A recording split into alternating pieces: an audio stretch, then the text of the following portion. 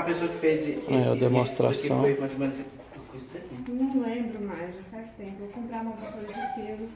Tem que ser vassoura de pelo, porque Esse daí já tá preparado? Tá, filma aqui pra mim aqui, nessa posição aqui, ó. Vou mostrar pra vocês verem. Tá filmando já, tá? Vê certinho aí pra mim, porque senão vai dar uma diferença boa. Porque esses pisos aqui, quando eles encardem, meu amigo, é difícil. É.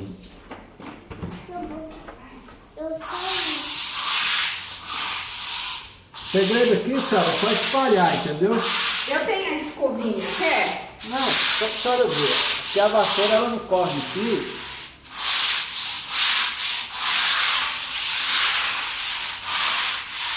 Só pra ele penetrar nos poros, entendeu?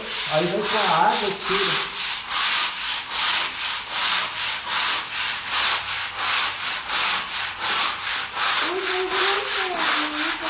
A senhora já usou produto aqui? Não. Produto nenhum. Só usei soda cáustica, mas não limpa. Porque tá dando cheiro por causa da soda, reação química. Ela fica pregada no fio. Soda cáustica não limpa. Você não precisa esfregar assim não, entendeu? Que é só pra senhora ver mesmo. Ó, deixa eu perguntar, que nem esse líquido aqui que sobrou, eu posso ir aproveitando Não, ele? ele não resolve mais. Hã? Ele não serve mais. Não serve? Não. Vira água. Olha aí, ó. Eu também sei lavar. Eu também sei lavar. Ó, Danilo. Sai tudo. Eu nem esfreguei, ó, pra senhora ver. Ó. Eu não preciso esfregar, tá vendo? Aqui foi sem esfregar, ó. Só passei a vassoura nas duas de baixo, nas quatro ali. Olha, o chão. Tô limpinho. Dentro de casa também pode usar?